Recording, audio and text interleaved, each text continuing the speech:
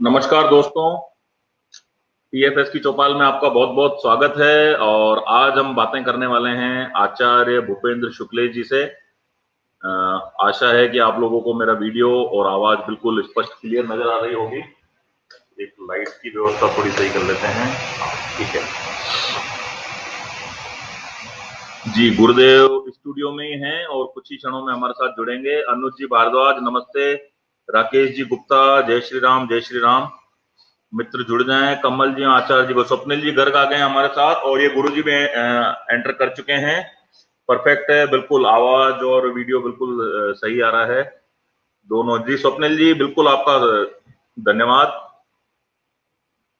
आचार्य जी को प्रणाम। जी आचार्य जी स्टूडियो में आ चुके हैं और उनको ले लेते हैं स्क्रीन पे। आचार्य जी, टीएफएस की चौपाल कार्यक्रम में आपका स्वागत है। बहुत धन्यवाद, बहुत आभार जी। और ये क्यूरियोसिटी देखिए लोगों की आपके प्रति कि हमें अभी 1 मिनट पूरा हुआ नहीं है और करीबन 40 मित्र हमारे साथ जुड़ गए हैं लाइव में। अच्छी बात है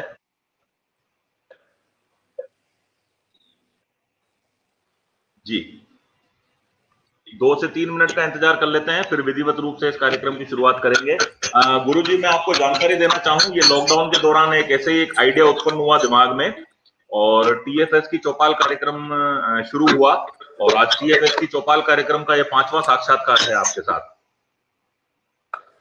बहुत ही बढ़िया। ऐसे समय में ये प्रयोग बहुत अच्छा है और लोगों को एक अलग अनुभव मिलेगा जी। और 5वें स्थान पे आपका आना भी अपने आप में शुभ है। 5 का जो नंबर है वो भारतीय संस्कृति में बहुत अलग महत्व रखता है। उत्तराखंड में जो प्रयाग है वो भी 5 है, पांडव जो रहे वो भी 5 रहे। 5 तत्व हैं, 5 तत्व में हैं। और आप दोनों को नमस्कार। संतोष जी दिल्ली से हमारे साथ जुड़ गए हैं और 2 मिनट मुश्किल से और इंतजार करेंगे, फिर विधिवत रूप से हम इस कार्यक्रम की शुरुआत कर रहे हैं। 5-10 मित्र और जुड़ जाएं।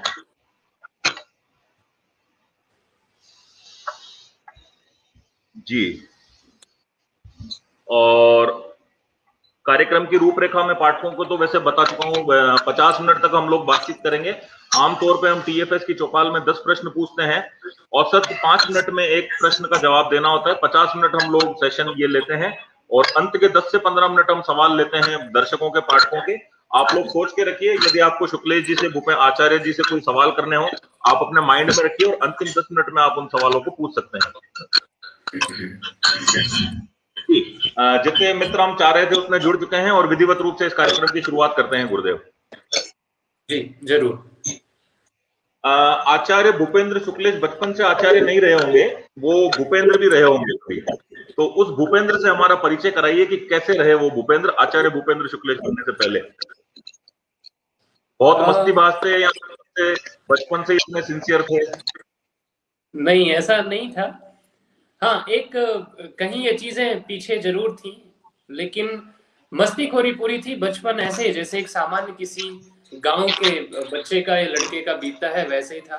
वही आम के बाग पसंद है, आम खाना। अभी भी फेसबुक पे तो सभी लोगों को पता है आम के संबंध में कोई चीज ऐसी शुरू होती है तो हम लोग आम पे बड़े मस्ती भरे लेख लिखते हैं, छोटे छोटे। तो आम के बगीचे में पड़े रहना, आम खाना, गिल्ली डंडे खेलना, क्रिकेट खेलना, गली क्रिकेट खेलना और जो सामान्य एकदम कहते हैं ना गाय गांव और गंवार हम सब ऐसे अपने आप को मानते, इसी तरह हम बड़े हुए हैं। तो क्रिकेट खेलने का आपको अभी तक भी शौक है? तो कभी बॉल पड़ोसी के कांच के गेट को तोड़ती हुई निकल गई, कांच की खिड़की, और वो लोग मिलकर के आपके घर आ गए और घर वालों ने एक बार बढ़िया से आपको सर्विस कर दी हो? नहीं, ये एक सौभाग्य रहा है कि घर पे आज तक, मतलब वो निकल गए वहां से तब तो ठीक है, आज तक एक थप्पड़ नहीं पड़ा। माँ की आंख ही काफी होती थी चीजों को ठीक कर देने के लिए। तो और वहां इतने मैदान होते हैं गांव में, बहुत बड़े बड़े मैदान होते हैं, तो वहां क्रिकेट खेलना किसी का कांच आता ही नहीं वहां बीच में। अच्छा, बहुत सहजता से आपने उत्तर दिया इस प्रश्न का। अगले प्रश्न की ओर चलते हैं। जब आपने अपना नेटिव प्लेस छोड़ा जहां पे आप पले बड़े बड़े हुए और ये आचार्य भूपेंद्र शुक्लेश बनने के दौर में आप चले आए, तो एक भूपेंद्र जो आचार्य भूपेंद्र शुक्लेश बनने के थोड़े सफर के बारे में बताएं। मतलब कब आपने अपना घर छोड़ा और क्या समस्याएं आपके सामने आई, किन किन समस्याओं का आपको सामना करना पड़ा? दरअसल ये जो चुनाव रहा, ये कोई समस्या से भागा या समस्या के समाधान के लिए नहीं था, इस अर्थ में कि कोई समस्या आ गई सर पे और उस समस्या से पीड़ित होकर के कोई ये निर्णय लिया गया। जब हम अपने अस्तित्व को ढूंढते हैं कि आखिर हम यहाँ हैं और अपने आसपास जो कुछ भी होता है उसे हम देखते हैं, तो ये प्रश्न स्वाभाविक उठता है कि क्या यही जीवन, मतलब जीवन की संभावना क्या हो सकती है। और फिर पीछे की तरफ देखते हैं, अपने वंश की तरफ देखते हैं, तो ऋषि मुनियों का जीवन।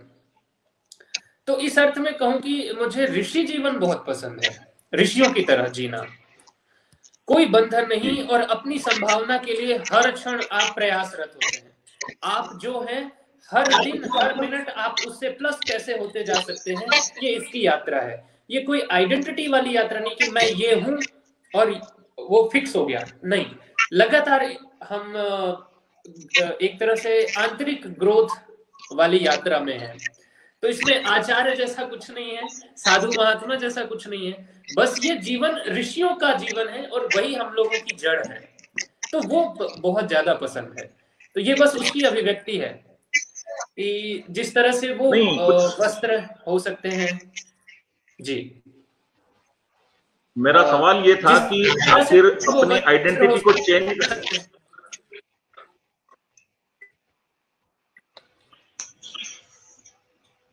कुछ आवाज में समस्या है उस तरफ से, नेट में कोई दिक्कत है गुरुदेव? हमें आपकी आवाज सुनाई दे रही है?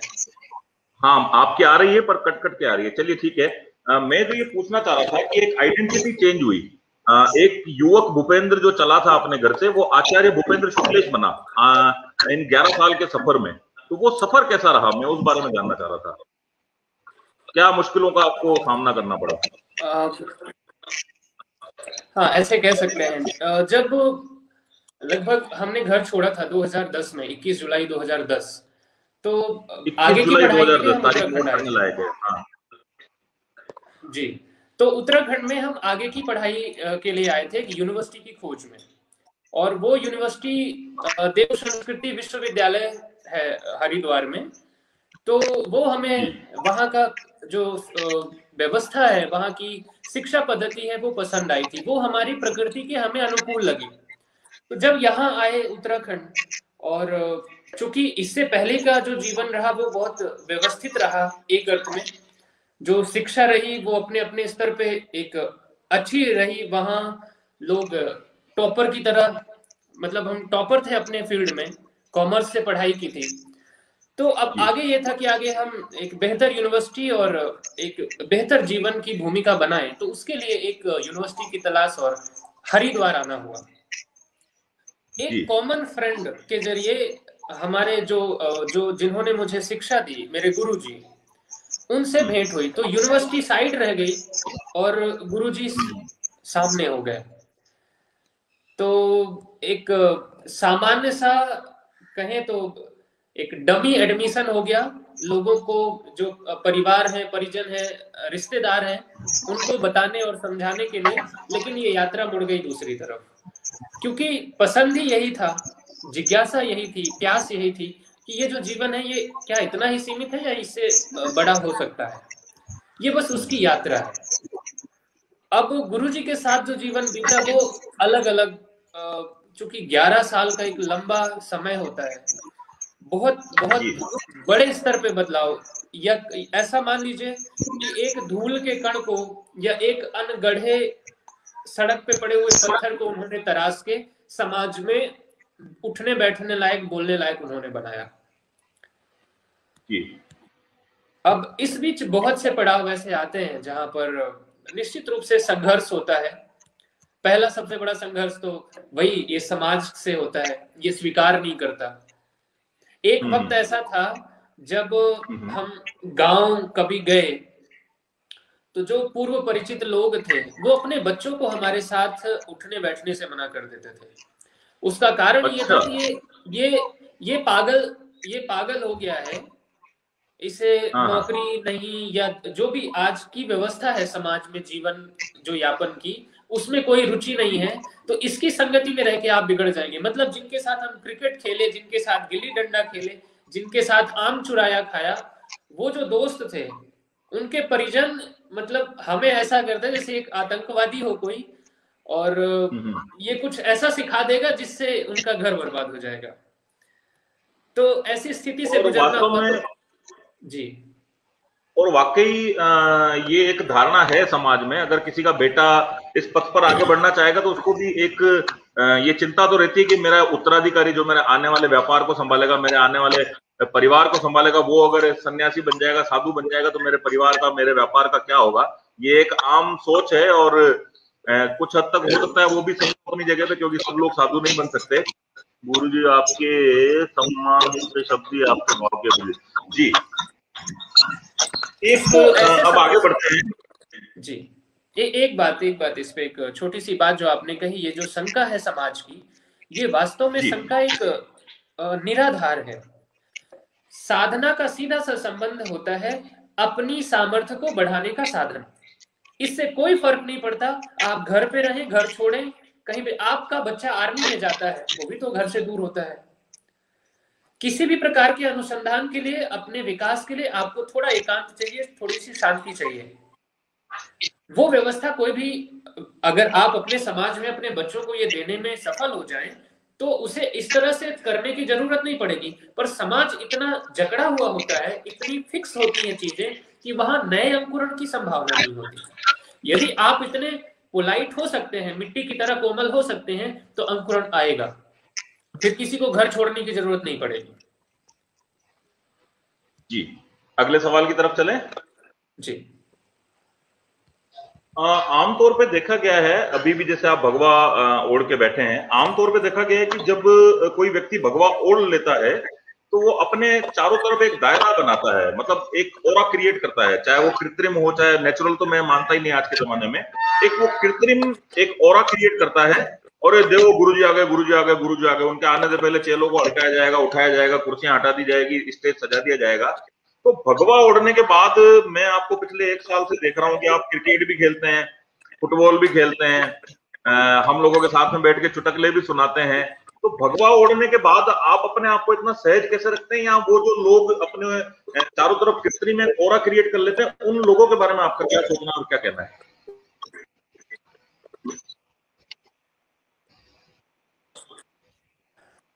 इसको हम बड़े सहजता से कहते हैं।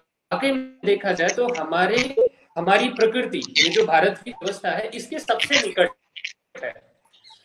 लेकिन आपके मस्तिष्क को इस तरह से ट्रेन कर दिया कि टाई को और सूट बूट को आप अपना मानने लग गए, अपनी प्रकृति के अनुकूल मानने लग गए, और ये आपको ऐसे लगने लगा कि ये कुछ अलग चीज है, जो कि सर्व स्वीकृति सर्वग्राहा था, ये सर्व स्वीकृत व्यवस्था थी ये। और इसका पहचान एक होती है कि इस व्यक्ति के भीतर कुछ ऐसी चीज है जो ये लगातार विकसित कर रहा है, यानी इसको ज्ञान का प्रतीक माना गया। ज्ञान की खोज में जो भी निकलता था वो इसे एक चिन्ह के रूप में रखता था। आपके दरवाजे अगर एक टाई सूट वाला आए और भिक्षा मांगे तो आप शायद से बोल दें कि क्या कर रहे हो, ये गलत चीज है, या कुछ भी उसे अपमानित कर। लेकिन अगर ऐसा वस्त्र पहने कोई आपके द्वार आता था, उसे ससम्मान आप प्रवेश देते थे, जलपान आदि कराते थे। उसके पीछे बात ये थी कि ये व्यक्ति शोधार्थी है, ये व्यक्ति रिसर्चर है, ये व्यक्ति ज्ञान के खोज में है, ये व्यक्ति अनुसंधान करता है। तो उसको बकायदा एक शिक्षक की भांति देखा जाता था, और यही माध्यम होता था कि समाज पहचान सके। आज भी आप देखें कि एक व्यक्ति अपने समाज का जो बिल्कुल सहज है, गांव का किसान है, गांव का जो व्यक्ति है, जब कोई साधु आता है तो अपनी समस्या लेके आता है। क्या कारण है कि इसी वस्त्र को देख करके व्यक्ति आता है और अपनी सीधे समस्या कहता है। तो ये कहीं ना कहीं हमारे स्मृति में, हमारे डीएनए में आया है ना, कि इस तरह का वस्त्र पहना हुआ व्यक्ति कोई है वो आपके जीवन में समाधान देता है, समाधान दे सकता है। कारण क्योंकि वो ज्ञान पिपासु है और उसने कुछ अर्जित किया है जो आपके काम आ सकता है। तो ये उसकी मात्र एक व्यवस्था है, पहचान दी, और ये सर्व स्वीकृत है, सर्व स्वीकृत था। ये जो कुछ वर्षों में एक तरह से इतना सब आक्रमण हुआ, वहां से बहुत सारी व्यवस्था बदली। जी, तो ये आज एक बहुत बढ़िया सवाल वर्षा जी गुप्ता पूछ जी, एक बहुत ही बढ़िया सवाल वर्षा जी गुप्ता पूछ रही हैं दिल्ली से। जब आपने अपने घर छोड़ने का निर्णय अपनी माताजी को सुनाया तो उनका क्या रिएक्शन था? दरअसल ये एक अलग बात हो जाएगी। हमारा एक प्रयास पहले किया था घर छोड़ने का, और उस समय हमारी शरीर संबंधी माँ बीमार थी जी। और जब हम सब जो व्यवस्था थी ना वो इतनी स्वीकार नहीं थी, तो हम वहां से निकलने लगे तो उन्होंने पैर पकड़ लिया, तो निर्णय त्याग दिया कि उस समय के लिए। अब वो अस्वस्थ थी, उनका शरीर पूरा हो गया, यानी उनका शरीर पूरा हो गया, और उनके शरीर पूरा होने के बाद लगभग 1 महीने बाद हम फिर निकल पाए। यानी जो 21 जुलाई जो 2010 है, तो लगभग 1-1.25 महीने पहले ही उनका शरीर पूरा हुआ। तो उनको बताने का या उनकी प्रतिक्रिया का अवसर हमें नहीं मिला कि बाकी लोगों को वर्षा जी आशा है आपको अपने सवाल का जवाब मिला होगा। भगवा के बारे में आपने बता दिया कि आप कैसे सहज हैं और भगवा पहनने के क्या मेंटली इफेक्ट होते हैं और कैसे सामने वाला स्वीकार करता है आपको भगवा पहनने का। हालांकि भगवा की बहुत ज्यादा एक कृत्रिम ऑरा आजकल क्रिएट की जा रही है, लेकिन हम उस पर बात नहीं करेंगे, नेगेटिव बात हमको कुछ भी नहीं करनी है। मैं मेरे से जुड़ा हुआ एक सवाल पूछ लूं, फूडी हूं तो आपको भी नहीं, इसमें सवाल तो आपसे भी बनता है हमारा। एक अच्छी चीज जी, कमल जी जी, एक अच्छी चीज आपने कही अभी कि इस वस्त्र का मनोदशा पे कितना प्रभाव पड़ता है। निश्चित रूप से किसी भी व्यक्ति के मनोदशा में इसका अद्भुत प्रभाव है। यदि आप अभी टाई कोट पहने हुए जा रहे हैं और आपको कहा जाए कि आप इसे उतार के इसे पहन लीजिए, तो आप देखेंगे कि वस्त्र बदलते ही मनोदशा एक अलग लेवल पे चली जाती है। ये से मैं कहता हूं कि पहनावे को चिकित्सा के रूप में प्रयोग करना चाहिए भारत में। जी, अब मैं मेरा इंटरेस्टिंग सवाल पूछता हूं आपसे, जो मैं सबसे पूछता हूं, थोड़ा सा माहौल को हल्का करते हैं। जी जी, आपका पसंदीदा भोजन कौन सा है? मतलब खुद को पकाना पड़े तो आपको बड़ा आलस आता है, ये तो पूरी दुनिया को बता दिया आपने, लेकिन यदि कोई और बना के दे तो कौन सा भोजन पसंद है आपको? ये बहुत सारे हैं, अलग अलग चीजें हैं।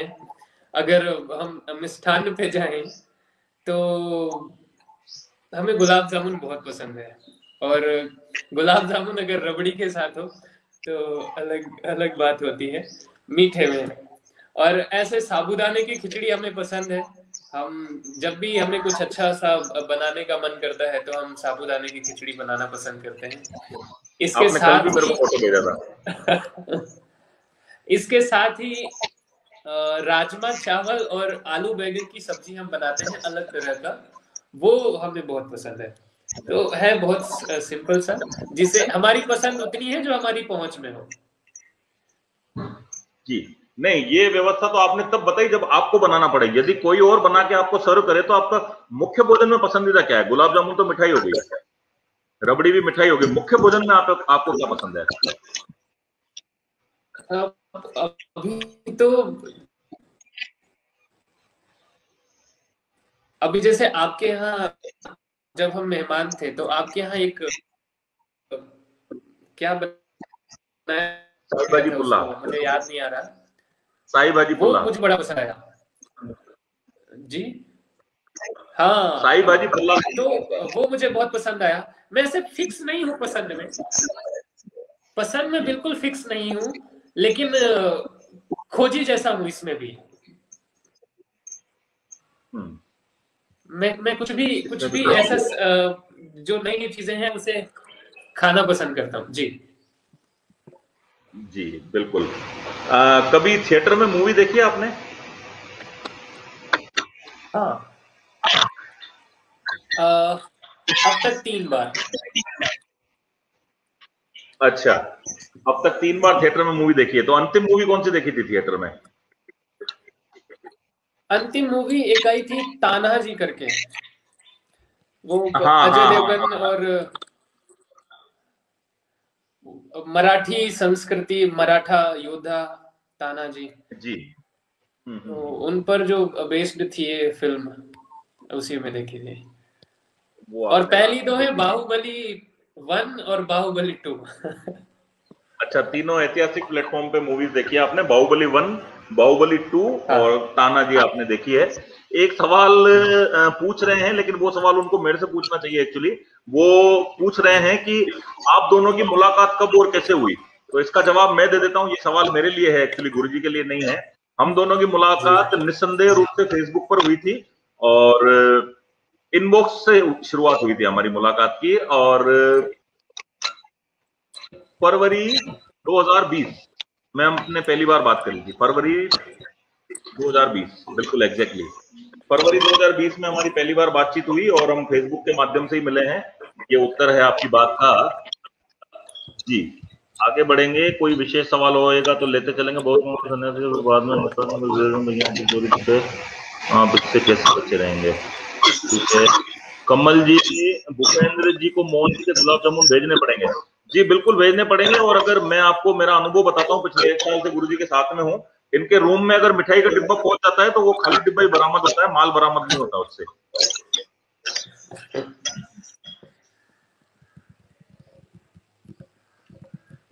जी। और गुरुजी का मिठाई प्रेम के बारे में मैं आप लोगों को बताऊं, गुरुजी को मीठा इतना पसंद है। मैं गुरुजी को प्रॉपर्टी सर्च कराने ले गया था पुष्कर में, कि गुरुजी यदि हम पुष्कर में शिविर लगाएंगे तो ये प्रॉपर्टी देख लीजिए, ये प्रॉपर्टी देख लीजिए, ये प्रॉपर्टी देख लीजिए। ये बड़े अनमने से मेरे साथ घूमते रहे, पूरा दिन स्कूटर पे मैंने इनको थका दिया, घुमा दिया। ये अंत में बोले कि कमल जी, पुष्कर में मालपुए फेमस है, वो कहाँ मिलेंगे, वहां चलो आप पहले। तो गुरुजी ने मालपुओं का आनंद लाइव तो लिया ही, और इनके बहुत बढ़िया मित्र हैं, उनके लिए उन्होंने पैक भी करवा लिए। गुरुजी का मीठे का जो है उसको तो अपन बिल्कुल निस्संदेह मीठा गुरुजी को बहुत पसंद है। और क्योंकि ये प्राणायाम व्यायाम बहुत सारा करते हैं, तो मीठे को पचाने में भी ये बिल्कुल सक्षम है। जी। अच्छा, एक ये देखा गया है कि जो लोग भगवा ओढ़ लेते हैं, संसार से दूर हो जाते हैं, वो आमतौर पर टेक्निकली इतने स्ट्रांग नहीं होते हैं। मतलब आप आज के जमाने में बिल्कुल टेक्निकली स्ट्रांग हैं, गूगल मीट पे कक्षाएं लेते हैं, फेसबुक पे बहुत ज्यादा एक्टिव रहते हैं, और टेक्निकली भी आप बहुत स्ट्रांग हैं। तो आपकी एजुकेशन बहुत अच्छी है या आपकी ग्राह्य शक्ति बहुत अच्छी है तो आप एक्टिव रहते हैं ऐसे? इसे दोनों कह सकते हैं। जो जो बेसिक एजुकेशन रही वो भी अच्छी रही, हालांकि जी। सब सरकारी स्कूल में रहा। और हाँ हमारे परिजनों को ये भी नहीं पता होता था ये किस क्लास में है, वो हमसे ही पूछ के बताते थे कि आप किस, मतलब कोई पूछता था तो वो आप किस क्लास में। पर प्राकृतिक रूप से ऐसा रहा कि बेसिक शिक्षा अच्छी रही।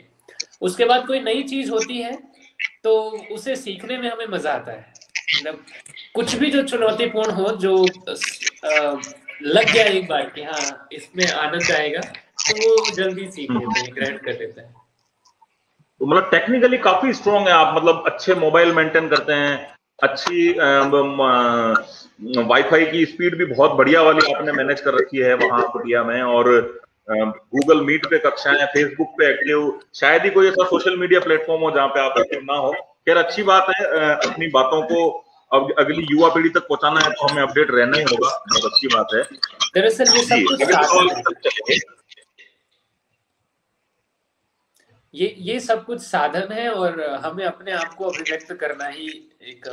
अभी सबसे बढ़िया इसमें क्या लगता है हमें सोशल मीडिया में, अगर हम इतने लोगों के बीच भीड़ में हो, मतलब चारों तरफ लोग हो, तो हम उसे जब चाहे शट डाउन नहीं कर सकते, ठीक जी। है। लेकिन सोशल मीडिया में आपने अपनी बात कही, सामने वाले की बात सुनी, और जब चाहे आप उसे बंद कर दें तो आप बिल्कुल एकांत हैं। तो जब चाहे आप समाज में आ गए, भीड़ में आ गए, और जब चाहे आप एकांत आ गए, इसमें पूरी सुविधा मिलती है। इसलिए सोशल मीडिया हमें पसंद है। उदयपुर से नागेंद्र बन्ना पूछ रहे हैं, जब आप साधना नहीं कर रहे होते हैं तब आप क्या कर रहे होते हैं?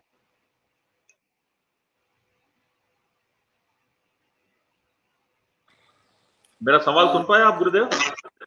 जी।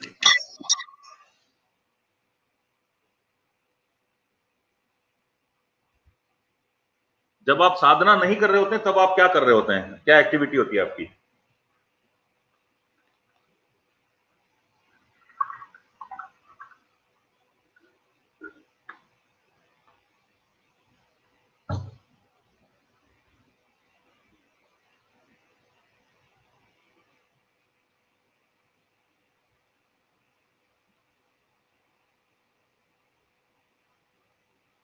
कनेक्शन लॉस्ट हो गया क्या? मुझे आवाज बिल्कुल नहीं सुनाई दे रही है गुरुजी।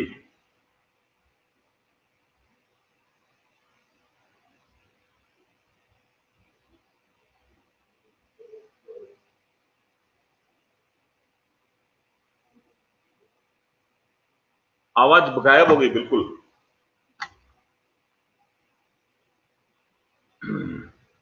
कुछ टेक्निकल समस्या है गुरुजी, 2 मिनट में वापस लौटेंगे। तब तक हम सवाल और लिख लेते हैं। हाँ, अर्यत के बारे में बिल्कुल गुरुजी वापस जुड़ेंगे हमसे, आ जाएंगे, ये आ गए हैं शायद।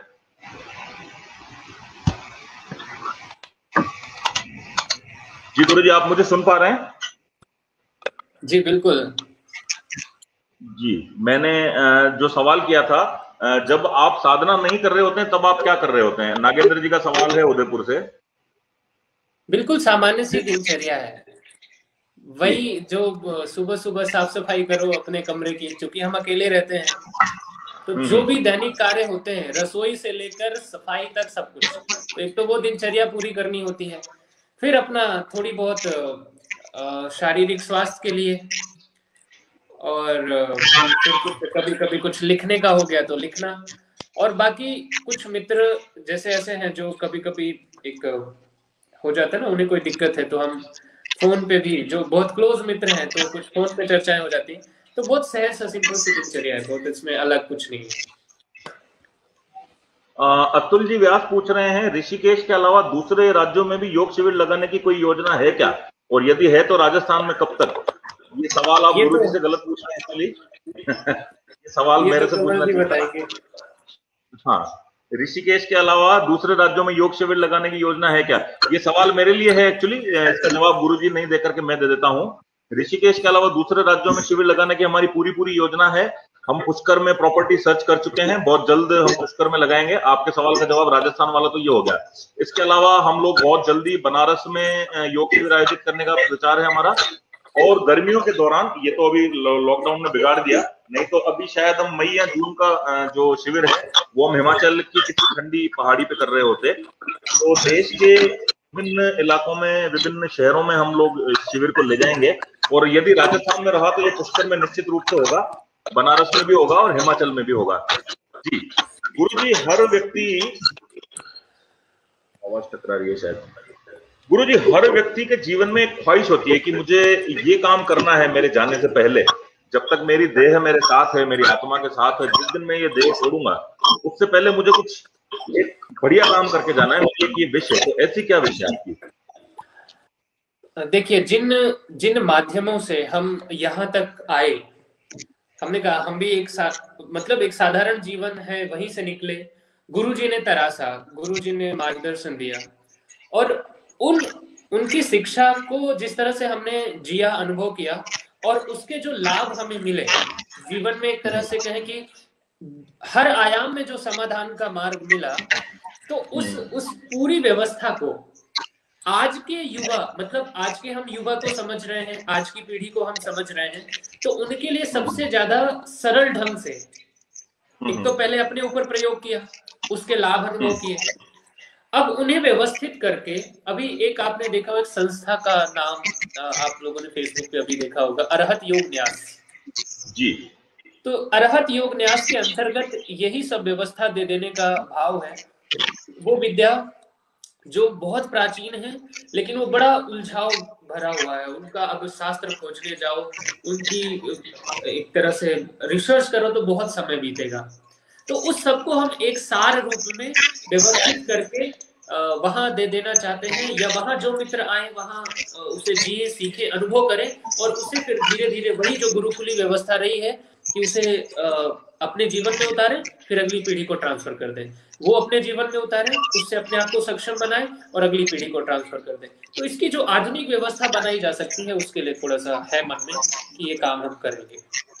तो कहीं फिर हम भी उस आश्रम व्यवस्था की तरफ तो नहीं चले जाएंगे? ये गुरुजी हैं, ये आश्रम है, ये इनके नियम हैं, ये इनकी शर्तें हैं। कोई नियम नहीं, आप अपने घर में भोजन बना सकते हैं जी। तो बस आप अपने घर में इसे जी सकते हैं और इसे कर सकते हैं।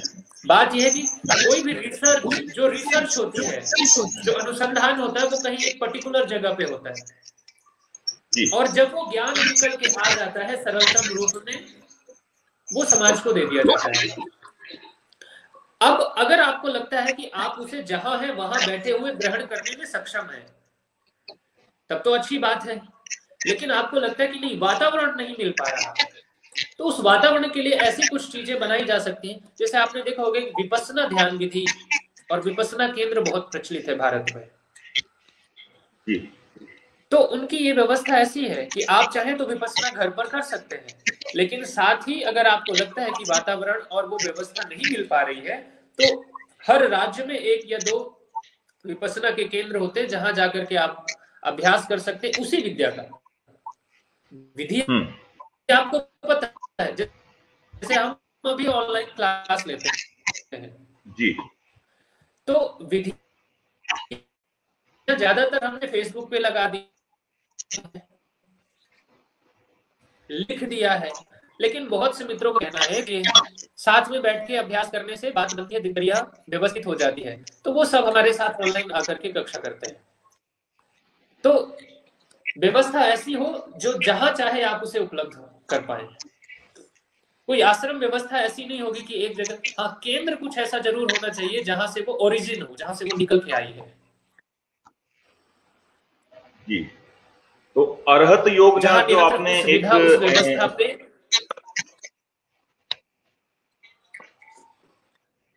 उस व्यवस्था पे लगातार जहां पर कार्य हो रहा हो, जितना दिया उससे उत्तरोत्तर और खोज जारी हो और गहरे शोध वहां पर हो रहे हैं।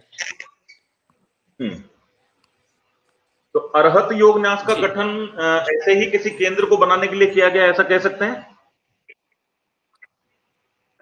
नहीं, आश्रम व्यवस्था वाला नहीं है ये, जो अभी मैंने बताया ऐसी व्यवस्था बनाने के लिए हुआ है जी, जो शोधपूर्ण हो। मैं मेरे दर्शकों को बता देना चाहूंगा कि अरहत योग न्यास एक संस्था है जो जनहित में काम कर रही है ऋषिकेश और आसपास के क्षेत्रों में।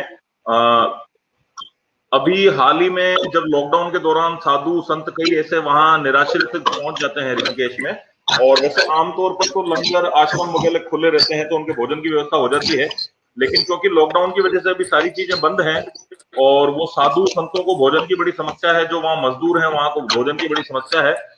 तो अरहत योग न्यास ने इन दिनों बीड़ा उठा रखा है कि उन निराश्रित लोगों तक भोजन पहुंचाया जाए, और पिछले 15 दिनों से अरहत योग न्यास की टीम जरूरतमंदों तक अपना भोजन पहुंचा रही है। लगातार उनकी टीम लगी हुई है और गुरुजी बहुत अच्छे से उसको मैनेज भी कर रहे हैं। तो अरहत योग न्यास के काम हम देख सकते हैं, और जो मेरे पाठक और मेरे दर्शक शुक्ल आचार्य जी को फॉलो नहीं करते हैं, मैंने अभी थोड़ी देर पहले पोस्ट में उनको मेंशन किया, वहां जाकर के आप उनको फॉलो कर लें तो आपको अरहत योग न्यास के जो कार्यक्रम है उनकी भी जानकारी मिलेगी। और आप लोग यदि इस काम में यदि आप कुछ हेल्प मदद, जरूरी नहीं कि आर्थिक, शारीरिक मदद करना चाहें, अपना वाहन लगाना चाहें, क्योंकि भोजन पहुंचाने के लिए कुछ भी बड़ी दिक्कत होती है, तो गुरुजी एक वाहन भी ढूंढ रहे हैं। अगर आप वाहन की व्यवस्था कर पाए, शारीरिक श्रम दे पाए, कुछ व्यवस्था कर पाए, ऋषिकेश के आसपास रहते हो, तो अरहत योग न्यास के लिए आपकी मदद हमारे लिए बहुत महत्वपूर्ण होगी, क्योंकि कहीं ना कहीं मैं भी अरहत योग न्यास का हिस्सा हूँ पिछले 1 साल से। तो ये जो अपील है ये मेरी भी मानी जाए।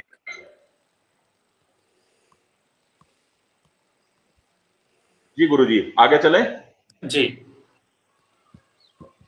योग के 8 तल होते हैं, 8, 1 2 3 4 5 6 7 8। यम, नियम, आसन, प्राणायाम, प्रत्याहार, धारणा, ध्यान और समाधि। मैं मेरे दर्शकों के लिए वापस रिपीट करूंगा एक बार। योग की 8 स्टेप होती है, कुल 8, 5 और 3 8। में एक यम, नियम, आसन, प्राणायाम, प्रत्याहार, धारणा, ध्यान और समाधि। गुरुदेव, आप अपने आप को कौन से तल पे पाते हैं इन आठों में से? ये हम ऐसा समझते हैं कि ये तल ऐसे ऐसे हैं जी, एक के ऊपर एक, लेकिन ऐसा नहीं है। ये तल समझ लीजिए ऐसे ऐसे हैं, और ये सारे सबका जो सार है वो व्यक्ति हो जाता है। मतलब आप अगर यम नियम छोड़ दें तो, और भले आप ध्यान साधना कर रहे हैं, आज आपने यम नियम का पालन किया फिर से छोड़ दिया, और अब आप ध्यान समाधि का अभ्यास कर रहे हैं, तो वो अधूरा हो जाएगा। यानी ये आठों एलिमेंट एक साथ जब होते हैं, ये कोई तल नहीं है अलग अलग, ये आठों एलिमेंट जब एक साथ होते हैं, आठों बातें जब एक साथ होती हैं, तब आप पूर्णता की ओर आगे बढ़ते हैं। तो हमें इसे एक के ऊपर एक इस अर्थ में नहीं देखना चाहिए कि किस तल पे है, नहीं, ये आठों के आठों एक व्यवस्था है जिसका एक साथ जीवन में समाहित करना जरूरी होता है। मतलब हम इसे ये नहीं कह सकते कि हमने आज यम का पालन कर लिया या एक साल तक यम का पालन किया, फिर उसके बाद नियम का पालन किया, फिर तो यम छूट गया। ऐसा नहीं चलता। यहाँ जितनी व्यवस्था है इसका एक साथ पालन करना होता है। ये एक साथ होते हैं तभी ये प्रभावी हो पाते हैं। ये एक बड़ी बुनियादी भूल होती है जो साधकों में होती है कि उन्हें लगता है कि ये कोई क्रम है, कक्षा है जिसे एक एक करके जीना है, और वो कहीं नहीं पहुंच पाते। तो हम तो अभी विद्यार्थी हैं, हम कुछ भी नहीं कहेंगे इस बारे में कि हम कहाँ पहुंचे हैं और हमारा क्या तल है। ये व्यक्ति को स्वयं नहीं कहना होता है, ये अनुशासन भी है, और बस विद्यार्थी हैं, अभी सीख रहे हैं। अच्छा जी, आपने जो विधियां विकसित की हैं क्या वो यूनिकली आपकी हैं? जैसे 17 मिनट चैलेंज मैंने आपके मुंह से सुना, उसके पहले मैंने कभी इसके बारे में पढ़ा भी नहीं, कभी सुना भी नहीं। तो जिन विधियों से आप अभ्यास कराते हैं क्या वो यूनिकली आपने डेवलप की हैं? बहुत सारी विधियां ऐसी हैं जिनको हमने समझा और उसको सरलतम रूप में समाज या अपने मित्रों के लिए दिया। तो इसमें कह सकते हैं कि हाँ, कुछ विधियां हमने विकसित की हैं, लेकिन उनका आधार है योग ही। यदि हम श्वसन को समझ जाएं तो ऐसी 1000 विधियां विकसित की जा सकती हैं। ये मर्म है ना।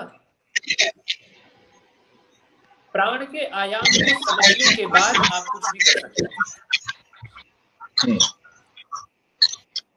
तो निश्चित रूप से अभी जो 17 मिनट है, बहुत तरह के प्रश्न आते हैं, ये 17 मिनट ही क्यों? हाँ, ये 15 मिनट क्यों नहीं? ये 20 मिनट क्यों नहीं? ये 10 मिनट क्यों नहीं? ये 17 मिनट ही क्यों? ये 17 मिनट खटक रहा है ना आपके दिमाग में। 15 मिनट को 20 मिनट को आपके मस्तिष्क ने ऑलरेडी एक आदत में ढाला हुआ है। उसके लिए कुछ अलग नहीं है, वो एक चक्री चल रही है, कोई भी चीज डालोगे वो उसी में घूमने लग जाएगी। यानी आपको कुछ अलग से नहीं करना पड़ेगा।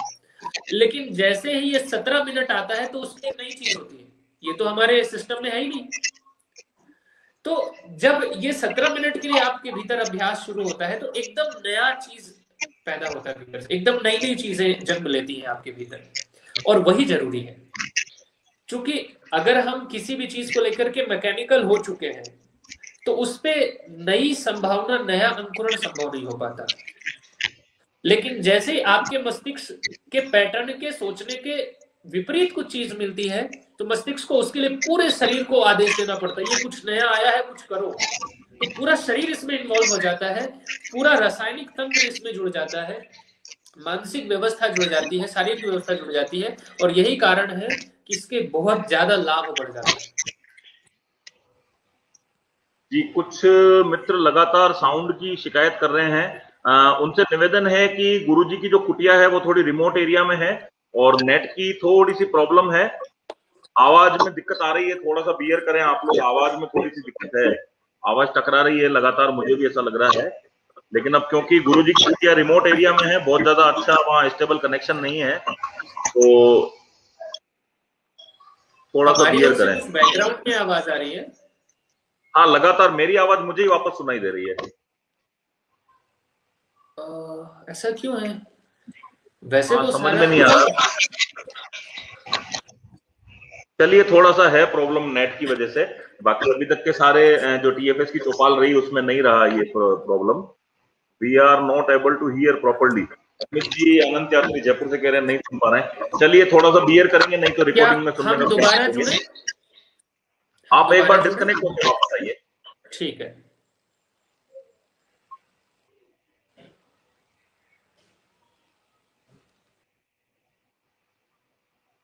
दर्शकों से पूछना चाहूंगा, मेरी आवाज स्पष्ट है?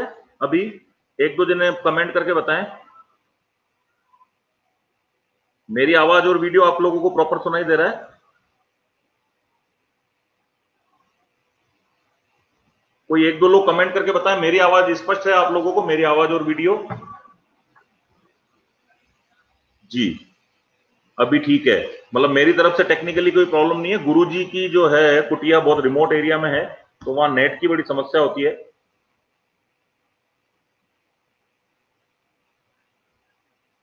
जी गुरुजी वापस आएंगे, हम जोड़ेंगे उनको। कुछ आवाज में समझ, आपकी सही है आवाज, ठीक है ठीक है, तो वहीं से कोई प्रॉब्लम थी। गुरुजी वापस आएंगे, हम जोड़ेंगे उनको। ऊपर काफी सारे सवाल आ गए हैं। समस्या ये रहती है कि 1 घंटे के सेशन में 500 से 600 कमेंट होते हैं और सवाल होते हैं, तो सारे उठाना संभव हो नहीं पाता है। फिर भी मैं प्रयास कर रहा हूं कि कोई सवाल मेरे से चूक ना जाए। गुरुजी आते हैं तब तक मैं साइड में कमेंट में सवाल पढ़ लेता हूं। सुदूर पहले ग्लेशियर तेजी से पिघल रहे हैं, बंगुरों में निपटने के लिए।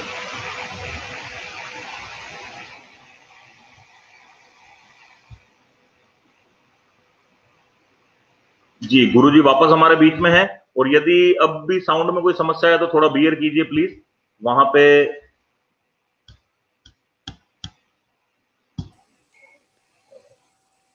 अभी ठीक है? जी गुरुजी स्वागत है। आप सुन पा रहे हैं मुझे गुरुजी? एकदम ओके ठीक है, बातचीत को आगे बढ़ाते हैं। हम लोग थे 70 मिनट चैलेंज पे। जी।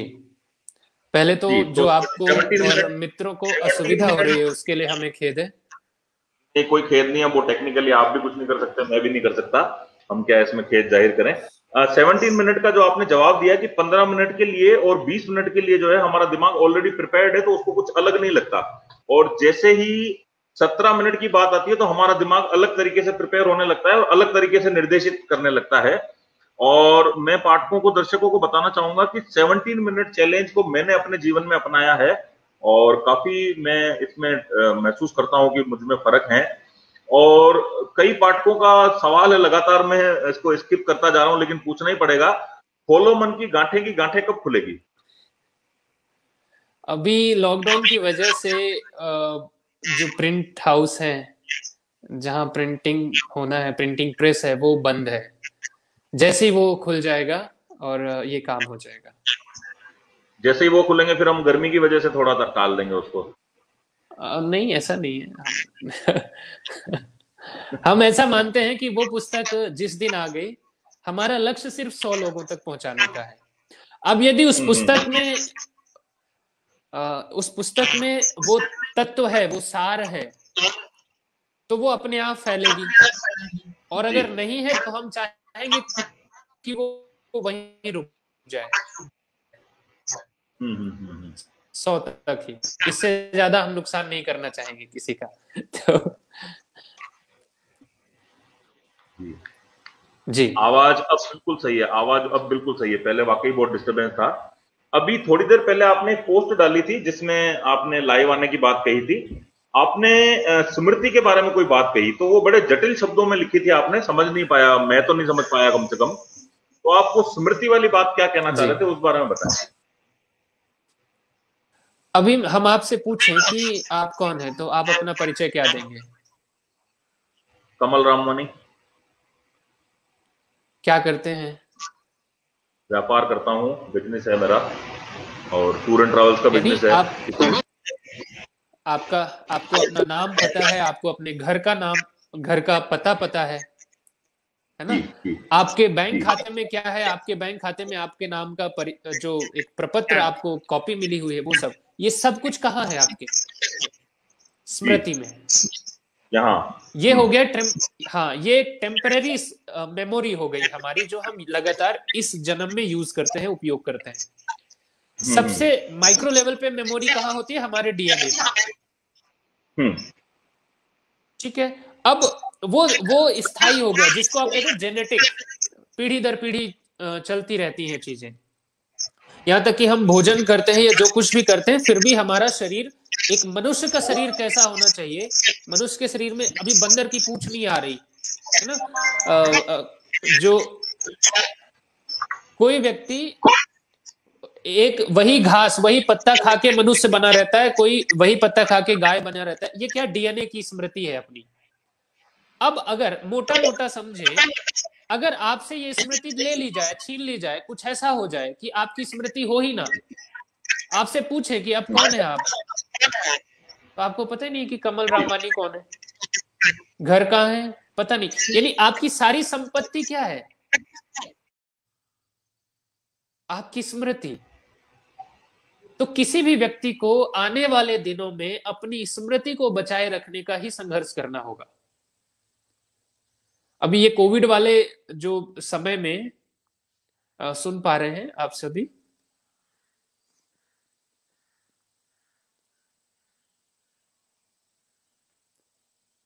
सुन पा रहे हैं?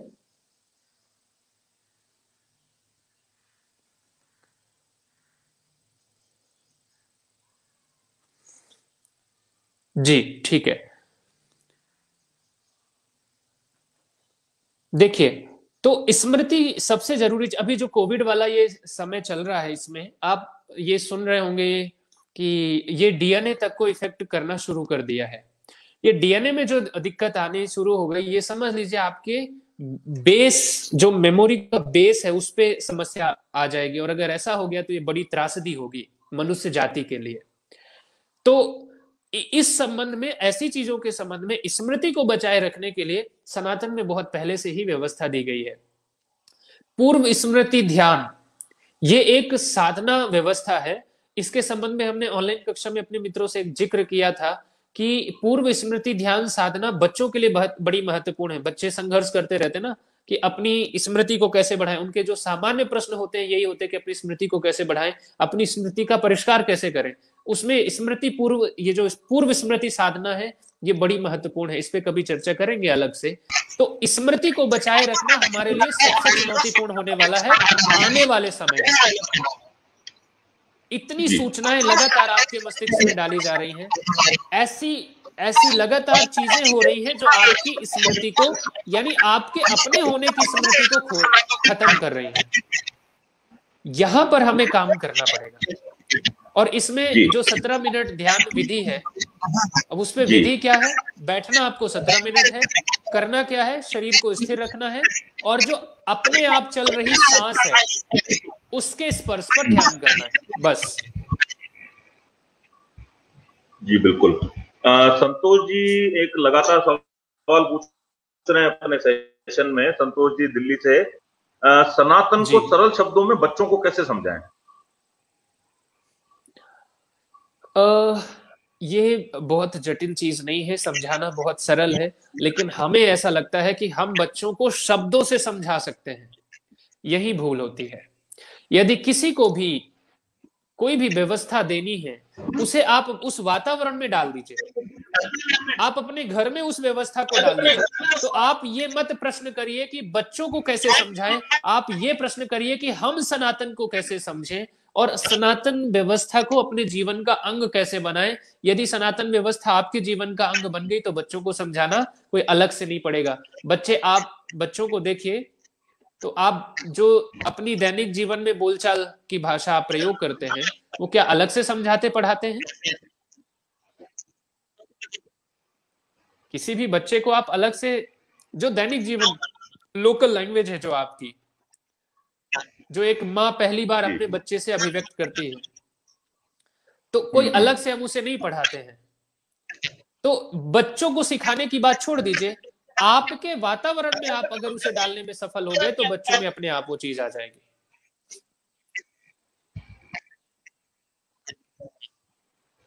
तो तात्पर्य ये है कि बच्चों को सनातन समझाने से रहे कि पहले हम सनातन समझें, तो बच्चों में अपने आप ही वो चीज ट्रांसफर हो जाएगी। बिल्कुल जी। एक चीज हमने करी थी।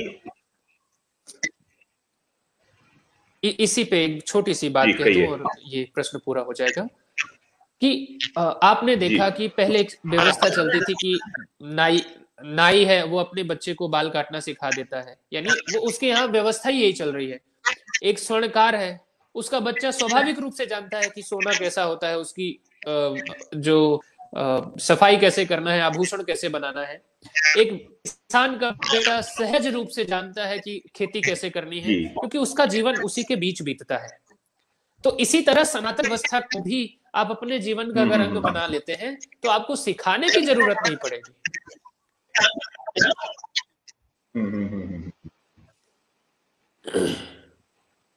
बिल्कुल जी, आगे बढ़ते हैं। सनातन को हम अपने जीवन में उतारें तो हमें बच्चों को उसको अलग से समझाने की जरूरत नहीं है, और हम ऐसा सोच भी कैसे सकते हैं कि हम सनातन को अपनाएंगे नहीं और बच्चों को समझा देंगे, तो ये भी प्रैक्टिकली ठीक नहीं है। बात ये जो आप स्वयं नहीं जी रहे हैं वो अपने बच्चों से आप अपेक्षा करना भी आपका गलत है। जी एक चीज कभी हमने फोन पे चर्चा करी थी गुरुजी, अधूरी रह गई थी वो बात। कुछ चीजें ऐसी है जो बिना इन्वेस्टमेंट किए आपके जीवन को ठीक कर सकती है, बिना 1 रुपया लगाए। जैसे बहुत सारी समस्याएं जीवन में ऐसी है जिनपे रुपए खर्च करने की आवश्यकता नहीं है, ध्यान खर्च करने की आवश्यकता है उस पर।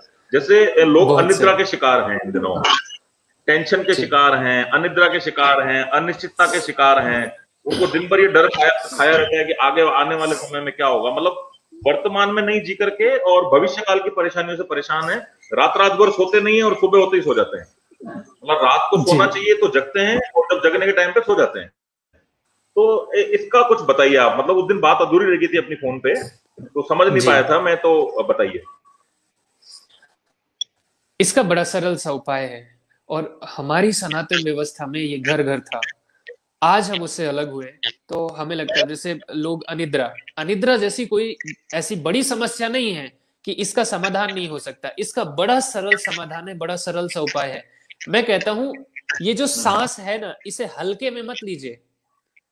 शत्रुओं को भी पता है कि आपके सांस पे अटैक करेंगे तो पूरा शरीर कोलैप्स हो जाएगा, पूरे शरीर को धराशायी किया जा सकता है। आपको ये पता हो जाए कि अगर सांस के साथ जुड़ गए तो कोई भी चीज आपको हिला नहीं सकती, डिगा नहीं सकती, आपको पावरफुल रखेगी। तो श्वास के साथ कैसा? श्वास सभी के पास निःशुल्क है। जब तक आपका शरीर चल फिर रहा है तब तक आप ये समझ लीजिए कि श्वास है। पर हमने बहुत लोगों से पूछा कि कई जो मित्र आते हैं, हमने पूछा आपको सांस का पता चलता है? आपकी सांस चल रही है? कब लास्ट टाइम कब आपका ध्यान गया था कि अपनी सांस पे? हमें तो पता नहीं सांस कहां महसूस होती, पता नहीं चलता।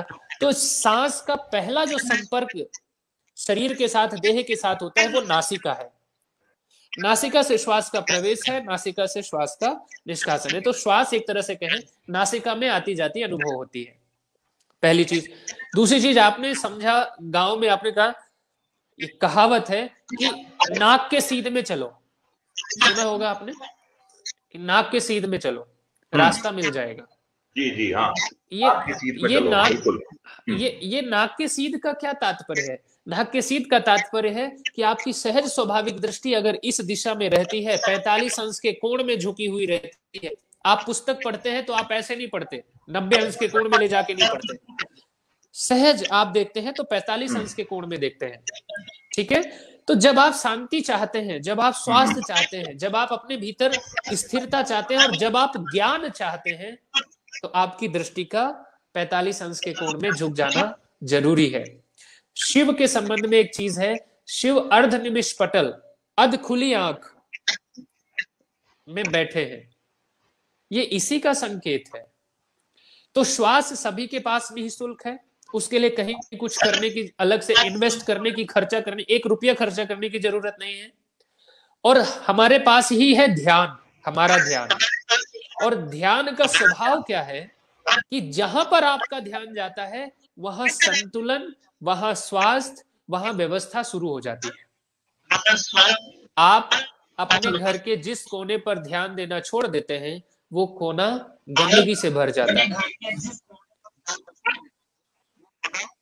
लेकिन आपका ध्यान जिस हिस्से पर सर्वाधिक रहता है वो स्वच्छ रहता है, व्यवस्थित रहता है।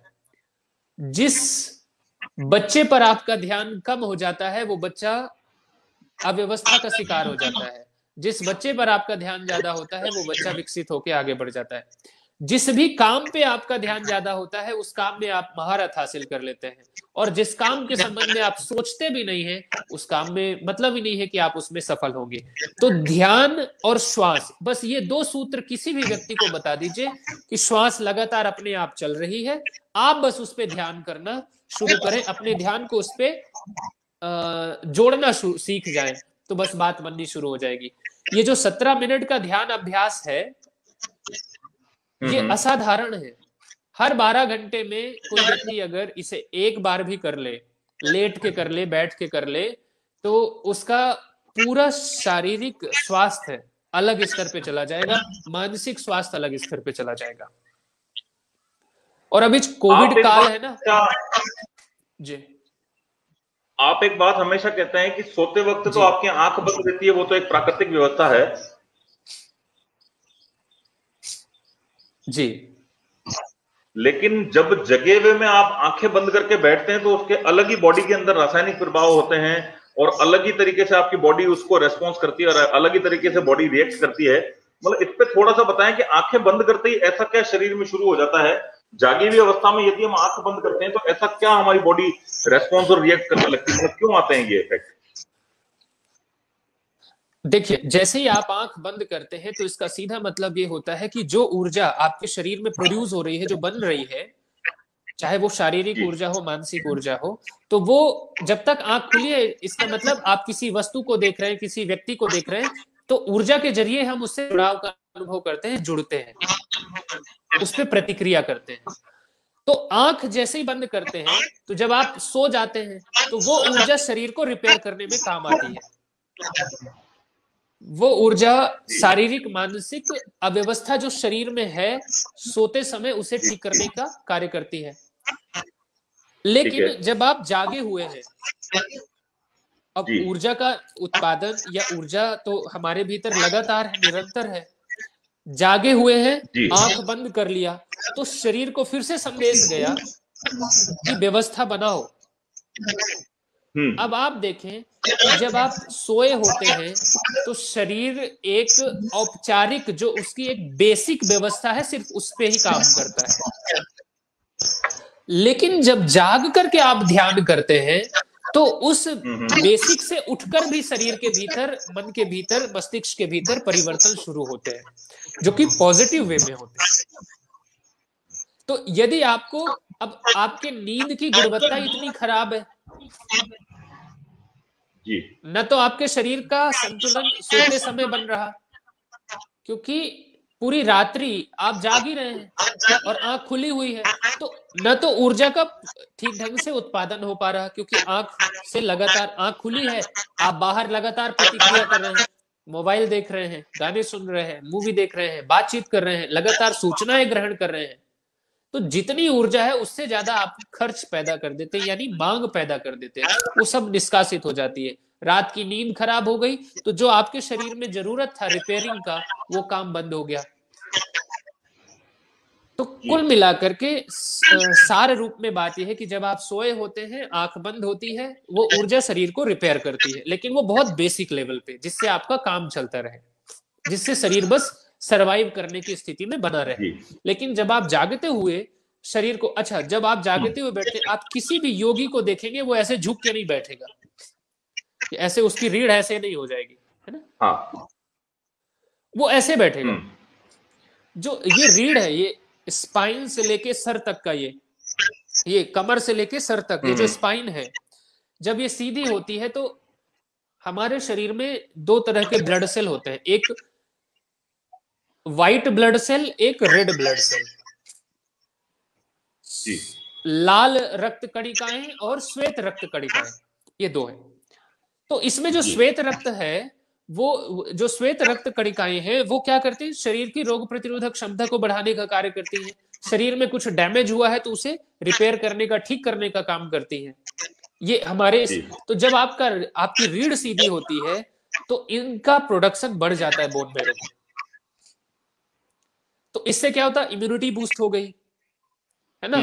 ब्लड, ब्रेन में प्रॉपर ब्लड सर्कुलेशन अच्छा हो गया, ओवरऑल बॉडी में ब्लड सर्कुलेशन अच्छा हो गया, हमारा जो तंत्रिका तंत्र है, नर्वस सिस्टम, वो पावरफुल हो गया, आपकी जो कॉन्शियस लेवल है, आपकी जो संवेदनाएं हैं वो खुल के आ गई, यानी आप छोटी सी छोटी बात को भी अनुभव कर सकते हैं, फील कर सकते हैं, जी सकते हैं, वो आपको पता लगने लग जाती है।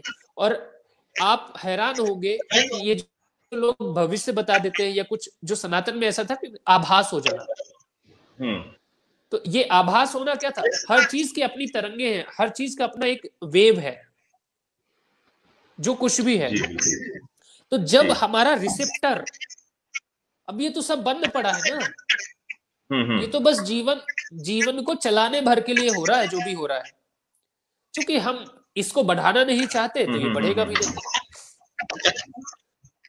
तो जो कुछ भी, हर चीज का अपना वेव है, हर चीज से कुछ ना कुछ वैसे वेव निकलती हैं, हमारे और आपके शरीर से भी। तो जब हम उस वेव लेंथ को पकड़ना सीख जाते हैं, हमारा ये रिसेप्टर इतना स्ट्रांग हो, जैसे पशु पक्षियों में देखो, भूकंप आना होगा वो पहले से ही तैयार हो जाते हैं, सुरक्षा की व्यवस्था कर लेते हैं, उनमें वो अभी बचा हुआ है। लेकिन हमने इतनी सूचनाएं इकट्ठी कर ली है, हम इतना भर गए हैं, हमारे अंदर इतना गार्बेज इकट्ठा हो गया है कि कुछ जो शुभ है, जो हमारा स्वाभाविक है, जिसको हम उपयोग में नहीं लाए या हमें पता ही नहीं है, तो वो धीरे धीरे प्रकृति इससे वंचित कर देती है। तो सारा खेल इसी का है जी। मैं हमेशा पाठकों से कहता हूं कि पोस्ट के मुताबिक कमेंट करने चाहिए और माहौल के मुताबिक सवाल करने चाहिए। फिर भी एक सवाल आया कि कमल जी क्या पी रहे हो, बड़ा अजीबोगरीब सवाल है। ये पानी की बोतल है और ये गिलास है, पानी पी रहा हूं, क्योंकि लगातार 1.25 घंटा 1.5 घंटा बोलने के लिए आपको गले में लिक्विडिटी की जरूरत पड़ती है। तो बड़ा अजीबोगरीब कमेंट है, अच्छा नहीं लगा मुझे, फिर भी ये पानी की बोतल दिखा देता हूं मैं जी। आगे बढ़ते हैं। बहुत शानदार कार्यक्रम। और एक सवाल मेरे पास आपके लिए और था,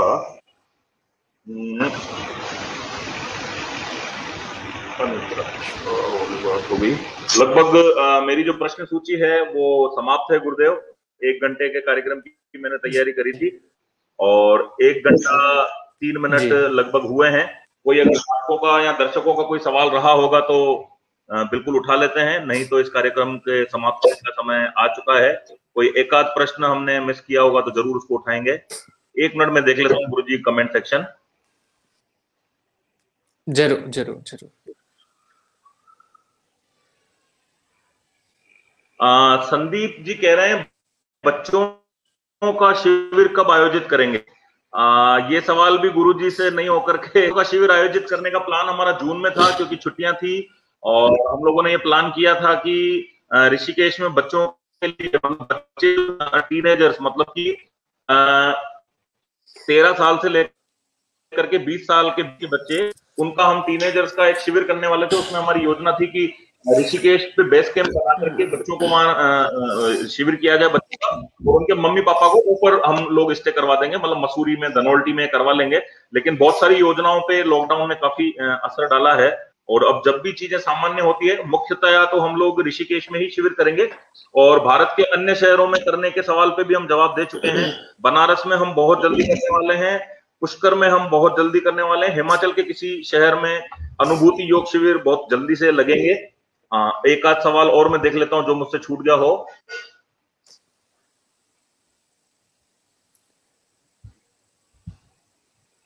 कोई हड़बड़ी नहीं है, बिल्कुल सहजता से। नहीं, आराम से अपन बैठे हैं जी। जाना कहाँ है? क्या बच्चों के लिए बाल शिविर आयोजित करने के बारे में सोचा जाता है? जी अमित जी, हम सोच चुके थे और जिस शिविर में वर्षा जी और संतोष जी गुप्ता आए थे इस बारे में काफी सारा डिस्कशन हो चुका है और बच्चों का शिविर बहुत जल्दी हम लोग आयोजित करेंगे। अभी यदि सब कुछ सामान्य रहता तो अप्रैल मई वाले शिविर दोनों हो चुके होते आज वाली तारीख में, मतलब 2 शिविर हमारे मिस हो गए कुल मिलाकर के। तो करेंगे, ठीक है, जो प्रभु करवा रहा है वो सब ठीक है।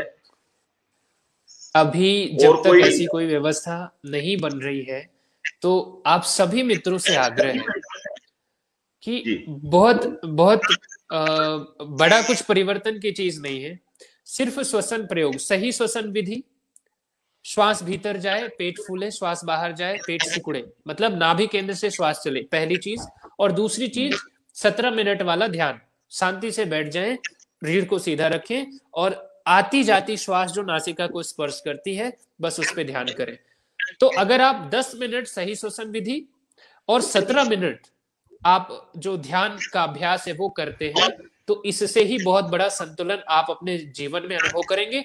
और ये जब आप शुरू करेंगे तो आप इसे बच्चों में भी ट्रांसफर कर सकते हैं, बच्चों को भी प्रेरित कर सकते हैं, लेकिन ये शब्दों से नहीं करके होगा। अगर आप शुरू करें बच्चे धीरे धीरे उसमें जुड़ते चले जाएंगे। जी।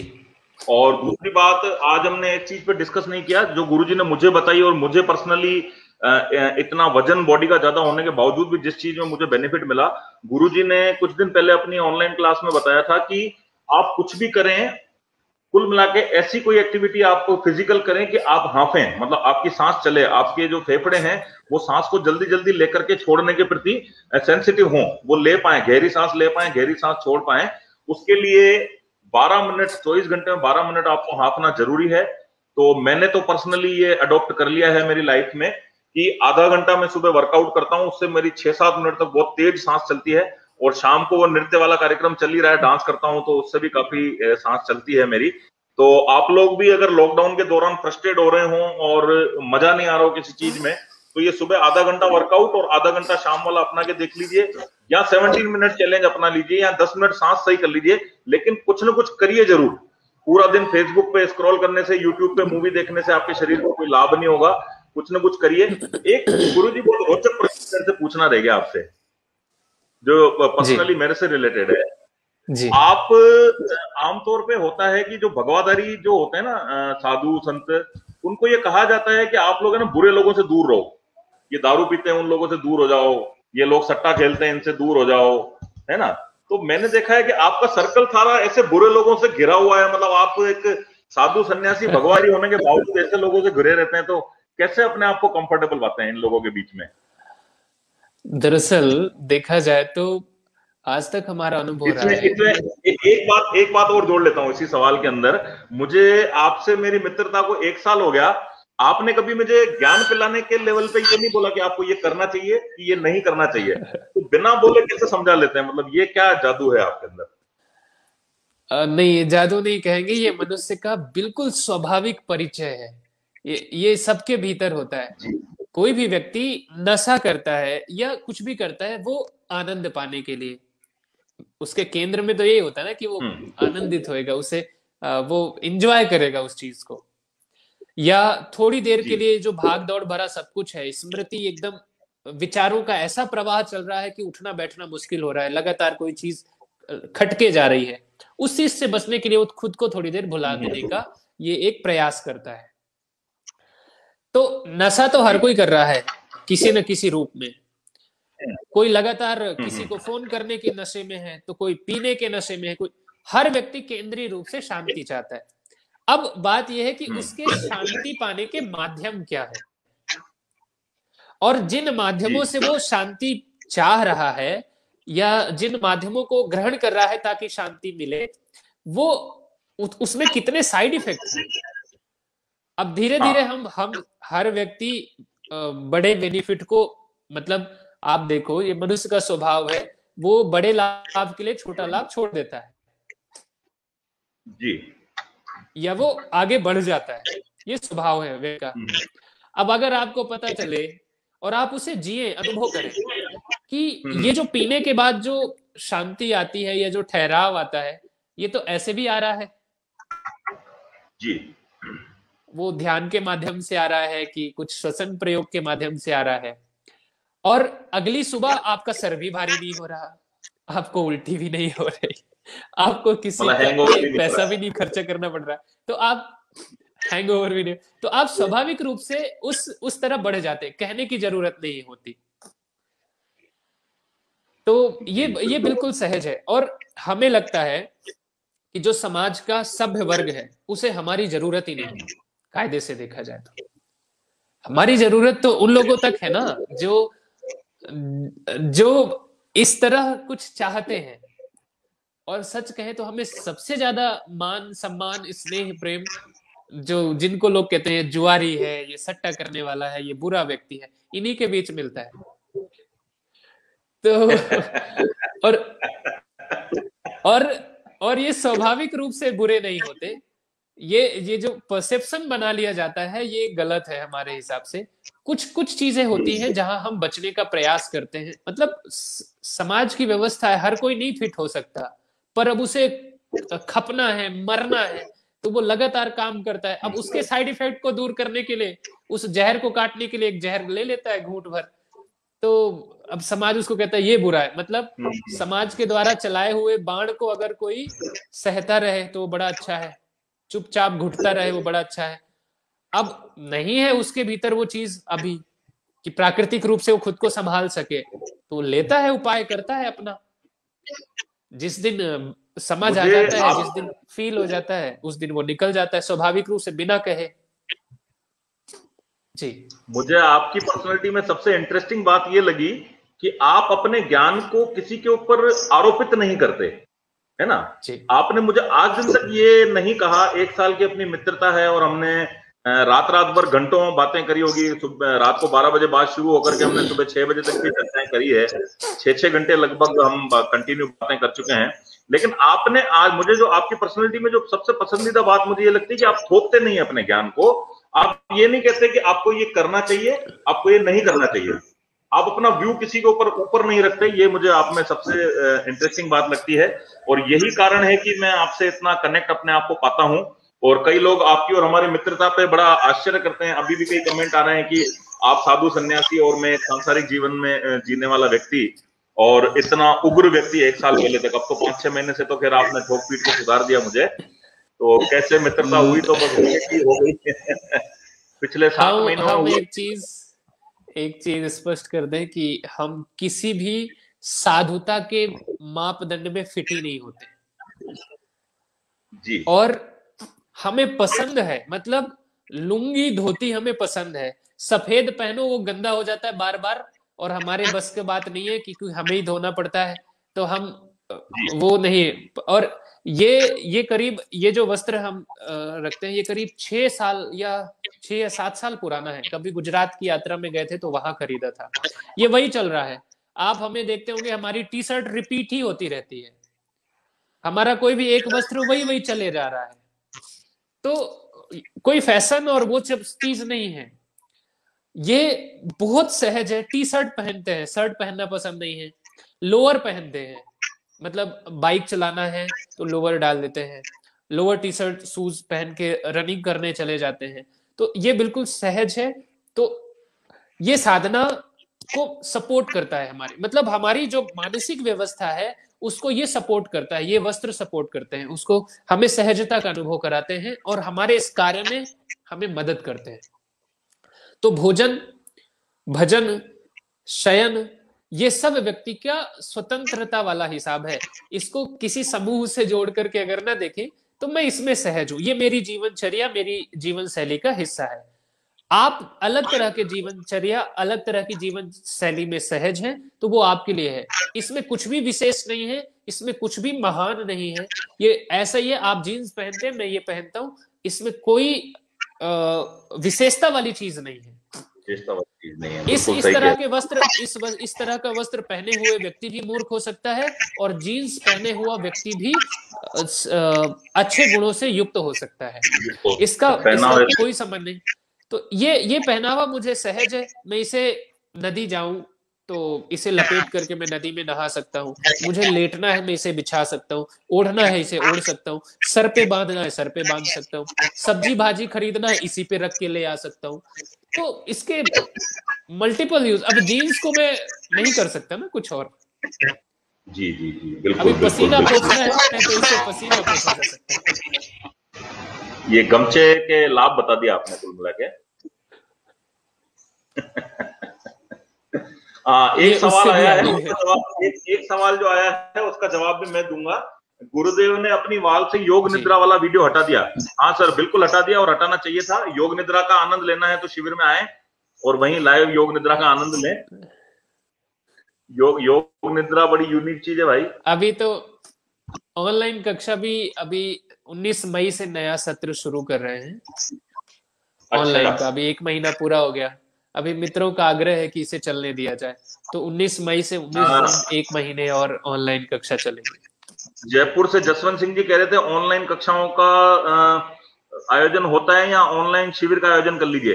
जी, अगर ऑनलाइन शिविर आप समझना चाह रहे हैं तो 19 मई से गुरुजी ऑनलाइन कक्षा शुरू कर रहे हैं, तो आप लोग उनसे जुड़ सकते हैं। और थोड़ी देर पहले मैंने एक अपील करी थी, अर्हत योग द्वारा ऋषिकेश में निराश्रित लोगों को भोजन वितरण का कार्यक्रम लगातार चल रहा है। गुरुजी ने जब पहली बार अपील करी थी तो जो धन एकत्रित हुआ था वो लगभग पहले 10 दिनों में समाप्त हो गया है। और आप लोगों से ये अपील इसलिए नहीं है कि आप सिर्फ आर्थिक उसमें मदद करें, आप शारीरिक मदद भी कर सकते हैं, आप अपनी गाड़ी उपलब्ध करा सकते हैं। फिलहाल अर्हत योग न्यास को एक सेकंड हैंड 4 व्हीलर की आवश्यकता है, जिसमें भोजन के कार्टून भर के और ऋषिकेश और आसपास के रायवाला, डोईवाला जो भी है एरियाज, वहां बांटा जा सके। तो आप किसी भी प्रकार की मदद करना चाहें अर्हत योग न्यास की तो कर सकते हैं। गुरुजी की वाल पे सारी डिटेल उसकी उपलब्ध हो जाएगी। गुरुजी को लगातार फॉलो कीजिए। ये कार्यक्रम 1 घंटे का होता है, जो टीएफएस की चौपाल है 6 से 7 तक इसका काम टाइमिंग होता है जो निर्धारित। लेकिन आज हमने इसको 1.25 घंटा इसलिए चलाया क्योंकि 15 मिनट हमारे टेक्निकल एस्टेब्लिश में खत्म हो गए थे। कभी गुरुजी बीच में से निकल जा रहे थे, कभी मैं निकल जा रहा था, तो हमने 15 मिनट इस कार्यक्रम को आगे और खींचा है। तो बहुत बहुत धन्यवाद गुरुजी, आप टीएफएस की चौपाल में पधारे और मेरा मान रखा, मेरे दर्शकों को आपने इतनी जानकारी दी, उसके लिए बहुत बहुत धन्यवाद। बहुत आभार, हम बहुत आभारी हैं। आप सभी मित्र आए, आपने सुना और कमल जी ने हमें यह अवसर दिया। हम आप सभी का बहुत आभार व्यक्त करते हैं। बहुत धन्यवाद, साधुवाद। तो धन्यवाद दोस्तों, आप देख रहे थे ट्रैवलिंग फूडी सारांश की चौपाल, मतलब टीएफएस की चौपाल, और आप इस कार्यक्रम में यहां तक मेरे साथ बने रहे उसके लिए आपका बहुत बहुत धन्यवाद। और आपको यदि मेरे ये वीडियोस और ये इंटरव्यू सीरीज अच्छी लग रही है तो प्लीज मेरे चैनल को सब्सक्राइब जरूर करें और उसके साथ में एक वो बेल आइकन जो है वो जरूर प्रेस करें, ताकि मैं कोई नया वीडियो अपलोड करूं तो आपको उसकी जानकारी तुरंत मिल जाए। और किसी हस्ती को, किसी सेलिब्रिटी को आप मेरे इस कार्यक्रम ट्रैवलिंग फूडी सारांश की चौपाल, मतलब टीएफएस की चौपाल में देखना चाहते हैं तो जरूर उसका नाम, आप उस सेलिब्रिटी का नाम नीचे मुझे कमेंट बॉक्स में सजेस्ट करें। और उन सेलिब्रिटीज से आप क्या सवाल पूछना चाहेंगे, आप कौन से सवाल चाहेंगे कि मैं उनके साथ उठाऊं, वो भी मुझे बिल्कुल सजेस्ट करें। और मेरे साथ बने रहने के लिए आपका बहुत बहुत धन्यवाद। Thanks a lot.